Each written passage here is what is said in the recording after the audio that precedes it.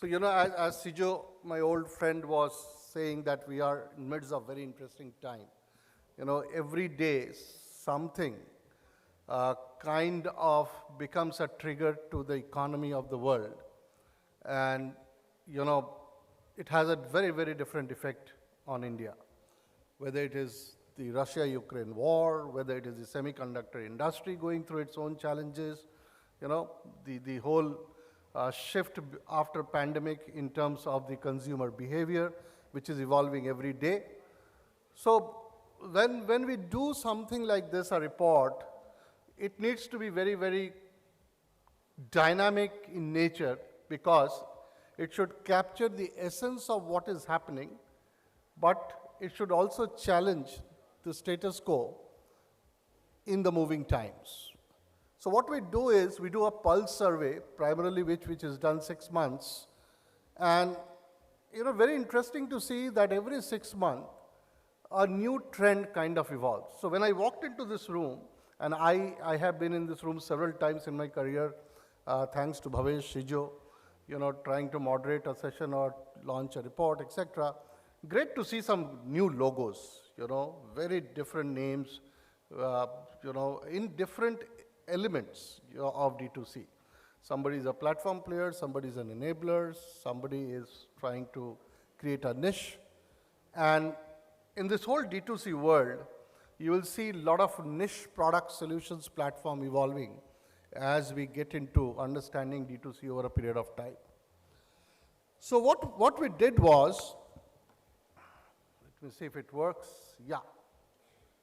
So the first section, this report is getting launched in 2 weeks' time. You'll have a website from where each one of you can download this report. We'll tell you which website it is. What we did was, we did the Global Consumer Insight Survey, GCIS, and also did an India cut of it, because any of these reports, if you only look at global trends, doesn't make any sense for us. So you need to have a very local content, local context to it, to actually relate to what's happening in our own land. Because, culturally, emotionally, the way we buy, way we consume products, services are extremely different. So what we did was, for the 2022 Global Consumer Survey, we adopted the approach called Pulse, which is done every 6 months. And in order to remain attuned to the changes, we kind of took a worldwide landscape and covered these many countries. We kind of spoke to roughly 9,000 consumers across 26 territories.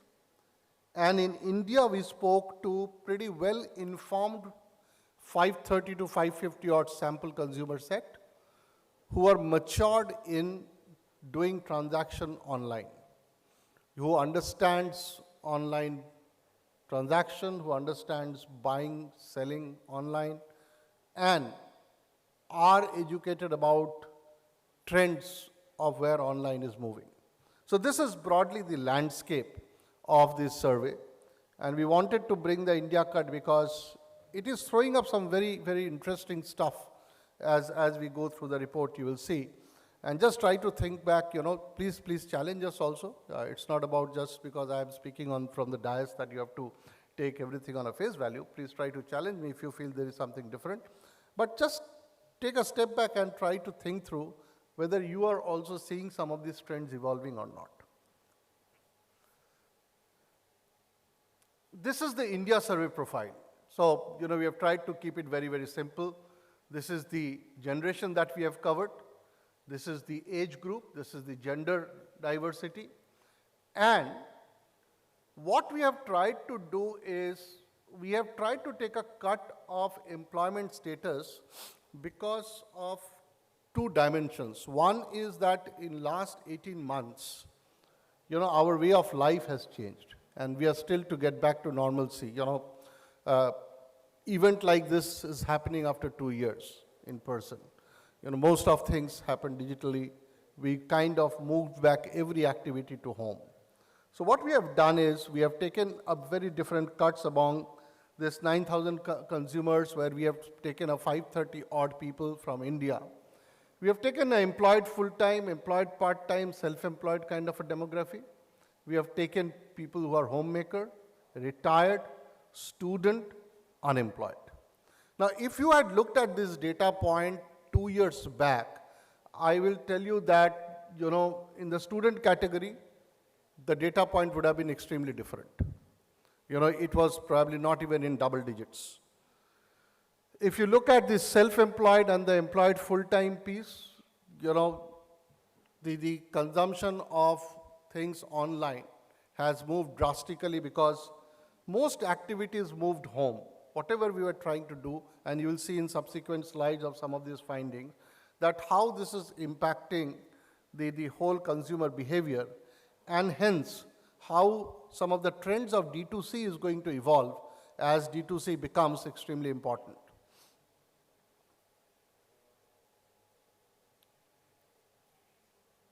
Let's look at the global and India market sentiments. Now, this is something which is probably a great slide for all of us in this room to see, because India seems to be very, very bullish on economic recovery. India seems to be very bullish on consumption. Whatever is happening around the world, but we see that the sentiments which we are seeing in India is very different from the global perspective. So if you see this slide, sorry, if I move, I won't be heard.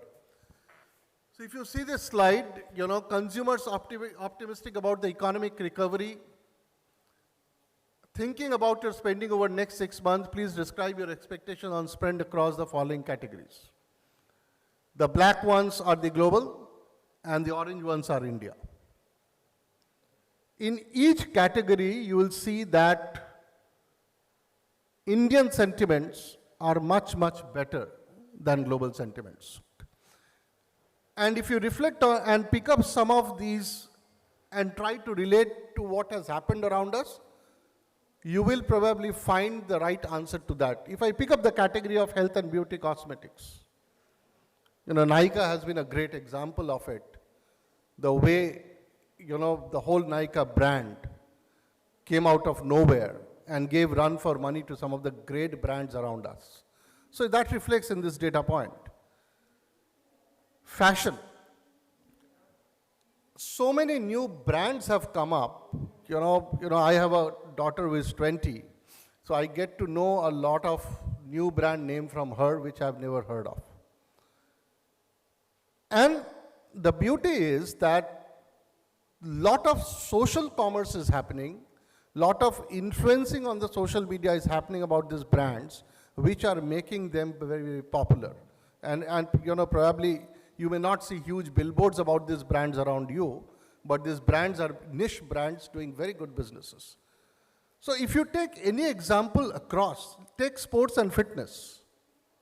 The way this industry has innovated in last 18 months to make you understand the essence of being healthy. Since today is a World Health Day, I wanted to pick up this example. The way a cult fit of the world has innovated product to take your health as a serious subject for you and curate solutions, curate products for you, which you can avail from home, has been exemplary. 2 years back, most of us would think that, you only have to go to a gym to be healthy. You only have to be physically present in a gym 2 hours in a day to be healthy. What have they done? Since we moved most of our activities home, they started creating, small capsules, 15 minutes capsule to make you feel better. Half an hour capsule to make you do something intense. 1 hour capsule if you are really into, health regime that you want to follow. So the data that is reflecting are the right aspect of those sentiments, which if we just say that, just take a step back and think through whether we have availed any of these or we have seen any of these trends, you will be able to relate, yes, that is what we are seeing.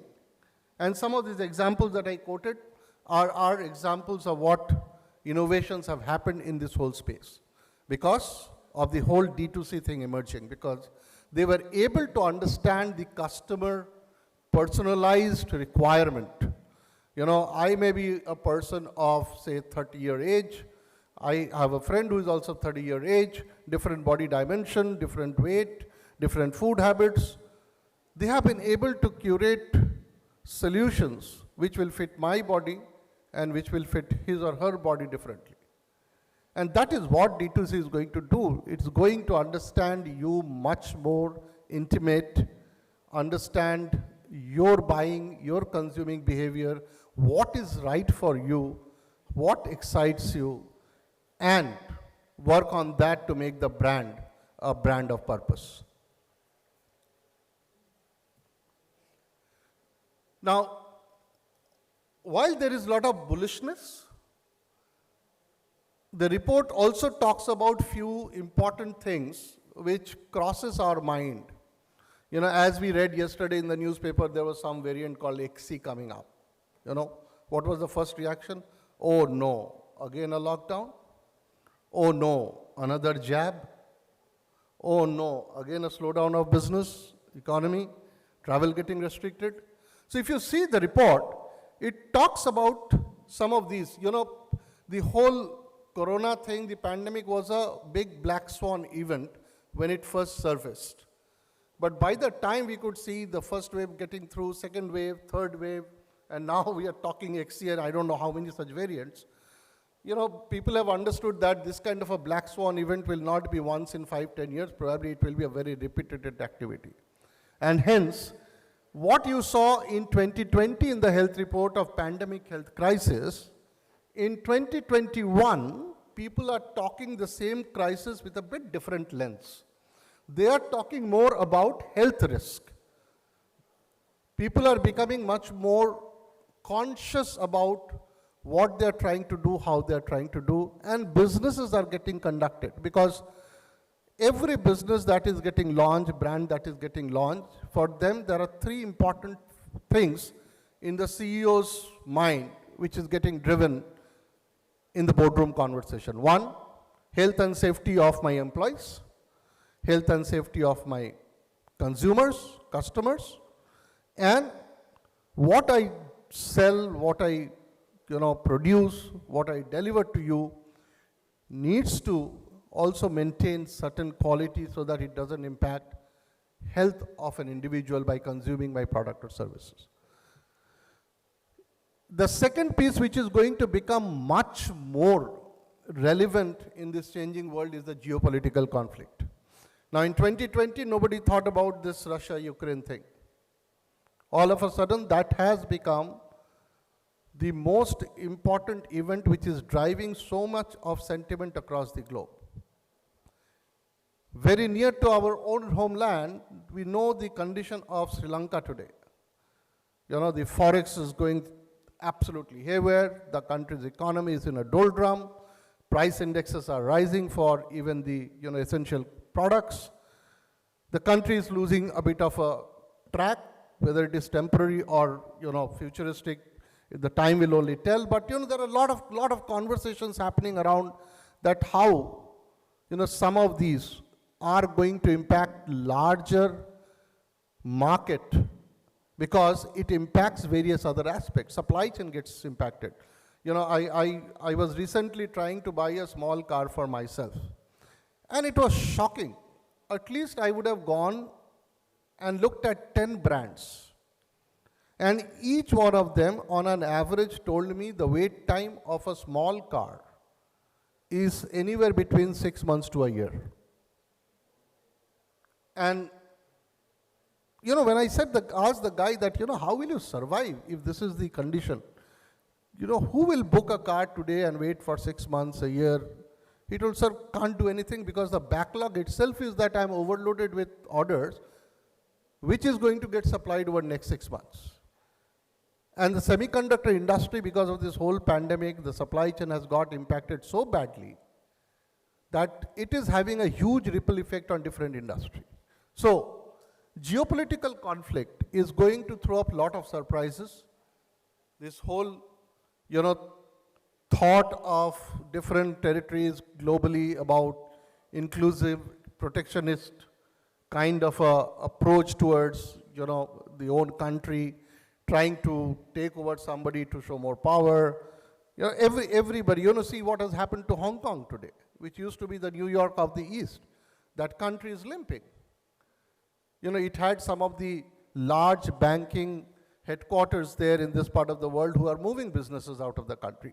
So when such geopolitical stuff happens, it throws up a lot of surprise. This is something every business is going to think through when they're trying to launch any product, services, because it's not only about me launching a brand of a product, but how do I fulfill?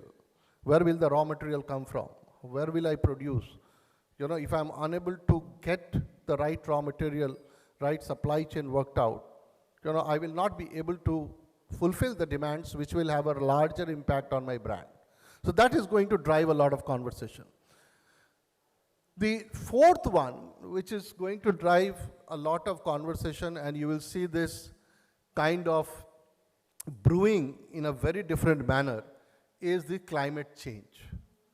Younger generation are extremely conscious about this. And climate change is not only about the climate change word there, the whole ESG.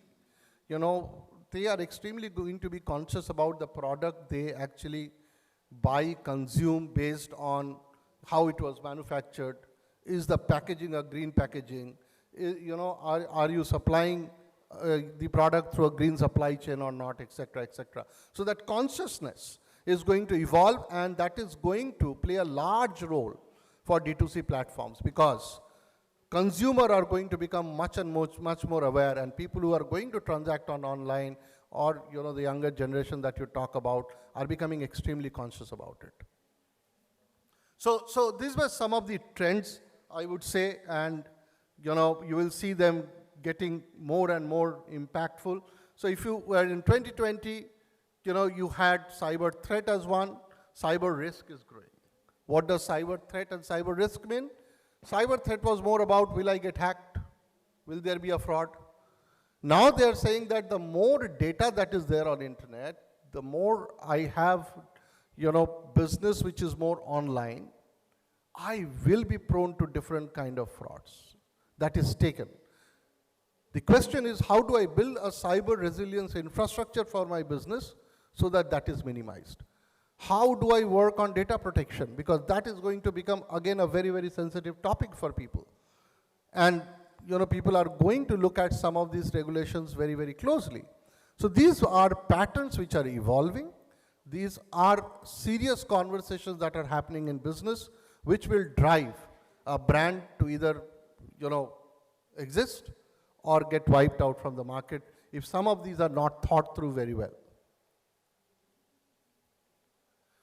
Let's look at some of the consumer trends and business application in next couple of minutes. Consumption taking a cross-channel view, increased data protection, stickiness to do more at home, sustainability, consumer buying preferences. I'll quickly touch upon each. So the first one is all about, a year, 2 years back, people used to talk about omni-channel strategy, this, that. You need to move from strategy to execution. Omni-channel is no more going to be a talk. It has to be actioned. And if you're not able to action that, you will lose out. So fundamental finding from this slide is very, very clear that you need to be omni-channel. Sales of physical stores which lacked earlier are trying to bounce back. It will coexist. There was a kind of a dichotomy whether, some of these large brands, whether it will totally move online or it will be only offline. You are seeing people building experienced large stores to bring back footfalls because they want engagement. Some of these experience stores that big brands are building is to bring back engagement with the customer, because lot of insights and inputs that come in that engagement goes back to your product design, goes back to your product innovation, goes back to understanding how differently different people perceive about a product, service that you're trying to buy. So, omni-channel is now going to be a reality. It cannot just be a strategy to think about. Some of these formats are going to stay. 54% consumers comfortable to pay from digital wallets for physical store shopping also. So just see the change, because people have now understood that some of these are way of life, and that has happened primarily because we were pushed to do a lot of these things in last 2 years. the younger generation who are much more well-traveled, much more well-informed, educated, they are going to get on hook to this. And believe me, tier 2 cities, the penetration of some of these wallets are going to increase because buying power is also residing there. And that is where you will see some of these data over a period of time only going up positively. Responsibility of protecting data. This is again still a bit fuzzy. What is personal data? What is general data? What needs to be protected? What can be given? What cannot be given? Regulations will evolve. Regulations take time to evolve. They will, get slowly clear. The fuzziness around this will go, but a clearly defined data policy is imperative because that will build the trust for the brand. If you do not have that, the brand trust will not be there. Because if I am a consumer, I would like to transact with you online. I would like to, go to the website and do things only when I understand that my data is protected. And that is the brand trust that people will work on, because if brand trust is not there, the brand will get wiped out. And that is important to understand, because any brand that you take which has survived generations have survived because they could deliver trust. If you have dealt with that brand, you assume that you will get that kind of a quality, and you got that kind of a quality either in buying product or services.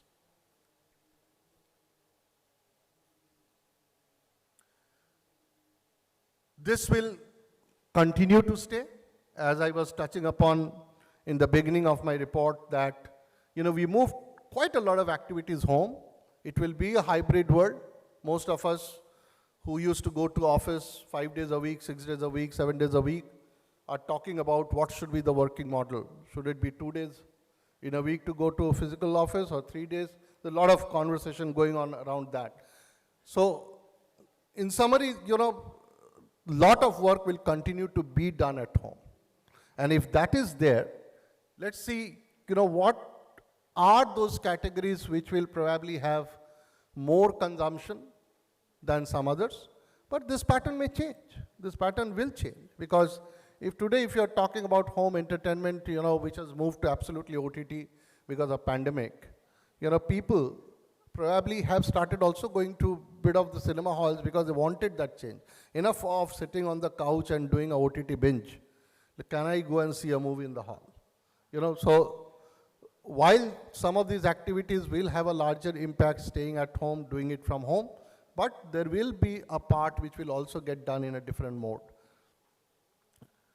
I spoke about sports and fitness equipment. That has absolutely started going through the roof in terms of consumption at home, because people who were health conscious, who could not go to the gym, who wanted to do things to keep themselves healthy, either started looking at a product or services to buy online. Can you understand, cult, I really admire that. They could launch product after product where you can just on YouTube play a 15 minutes capsule and follow that to do an intense training. And well-articulated instruction, well-articulated way to do things in a proper manner, because doing exercise wrongly can cause you more damage than good. So those kind of innovations will also happen when you are talking about, getting into doing things from home. Brands will be pushed to innovate more. Brand will be pushed to think differently. Consumers seeking purpose-driven business that resonate their values and belief. This is going to drive brand that will stay or brand that will perish. Your brand has to be a purpose-driven brand. Because the young generations who are going to become extremely conscious are going to look at what is the purpose of this brand. And if you are not having that clarity, you will probably have a problem in scaling that brand in terms of consumption. A minute more, maybe, Siju. So health price consciousness. India has always been a price-sensitive market that will continue to be there. We relate to the value of the product or services with the right-hand side column. What is the price? Even if you go to a restaurant, we don't think what we should eat, but we look at the right-hand side, what is the cost, then decide what to eat. I think things are changing, but that comparison of price in mind will always be there. So that was a brief preview of the report that is going to get launched in 2 weeks' time. Some of the things that will evolve over a period of time, which will get covered in the larger report, is the adoption of technology. AR, VR will become part of life, because that is how you will become much more close to the customer. Brand becoming purpose-driven, omni-channel strategy, from strategy to execution, personalized customer experience, more and more understanding them, sustainability. How your product is manufactured, supplied, consumed, sustainability, if it is not there, the whole ESG part of it, brand will not get accepted by the generations of tomorrow. Thank you. Just wanted to share a broad overview of the report. We will be happy to share it with Bhavesh, who can distribute to all the participants when the final report in 2 weeks gets launched. Thank you all.